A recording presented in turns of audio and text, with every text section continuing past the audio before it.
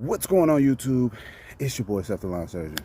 I'm out here cutting this yard, doing my thing, and I was thinking, and I decided to make a stop and make a video about why it is so awesome to have yards that's all weeds.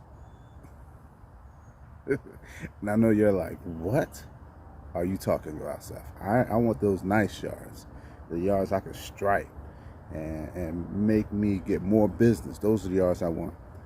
I'm gonna tell you a good reason why you need to make sure you have some yards with weeds in it in your client list. Yes, sir.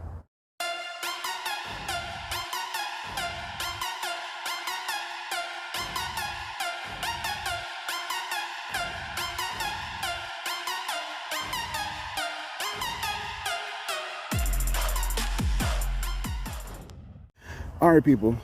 Like I said, right now is the beginning of June, and we just got out of May, and it's been a hot May, a weird hot May. Me and my dad was going out and working. Most days was above 90. We had a couple of days it broke 100. But now it's kind of cool back down. Today it's like 80, which is normal for May, weirdly. But but a lot of my yards in May, the grass started going dormant, turning brown. And people don't know about grass. When the grass starts to turn brown, it doesn't mean it's necessarily dying. A lot of times it just means it's going dormant, or i.e. hibernating. Grasses have heat tolerance, and fescues heat tolerance is 85 degrees. Once the temperature gets consistently above 85 degrees, the grass starts to go dormant. And so I've always thought this was kind of ironic. The fact that people who actually put money into their yards, you know, they're paying people to treat their yards, or they're paying for seeds and fertilizers. They're putting all this money into their yards, and when it gets hot, they just go dormant and brown out. And the people who like just don't care about the yards and just all weeds, their yards keep growing, and they're probably mad that their grass is still growing because they don't care about it. They're like, you know, they barely want to pay somebody to cut it, let alone pay somebody to cut it when it's hot, you know.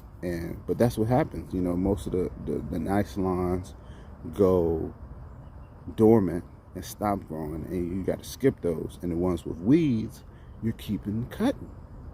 And so that's why I always thought about this, you know, because when you're starting off your business and you're trying to get more customers, in your mind you're like, oh, I want to get those nice yards where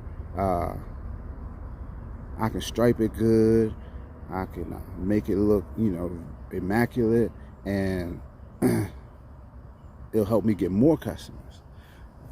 But then when it gets hot, those yards can burn out, and the only yards you will be able to cut is the weedy yards, like this bad boy right here. Always the front yards of this yard is treated. That started to burn out, but I've been cutting this area consistently over this hot month. And I just thought about it. I'm like, bro, like if I didn't have these weedy yards, I wouldn't have nothing to cut. Imagine if I just said I want all manicure yards, all yards that's nice grass with no weeds in it. I would be hurting right now. Now, I'm not gonna say all that. I could possibly be hurting. I done set myself up. So I have contingency plans. Anywho, but if a person was just cutting all nice, lush grass yards and it gets 95 plus, you're gonna be hurting. You know what I mean? So I say all this to say, don't be picky. Don't be picky, people. Take on clients. You might have a neighborhood, and you got two houses right there, nice treated yards, and then the third neighbor says, hey, can you cut my yard? And the yard might be all weeds. Don't be like, nah, I don't want to mess with that yard because it's all weeds. Go ahead and cut it. When it gets hot, that yard might be the only yard that you still cut. If you get what I'm saying. So I just wanted to say that. Hope you guys staying cool. Drink plenty of water. Gatorade. If you don't got a cooler, shame on you. Get a cooler. If you're not following me on Instagram, shame on you as well. Seth the Lawn Surgeon. Everywhere. Thanks for watching. Comment, subscribe. Stay tuned. Yes, sir.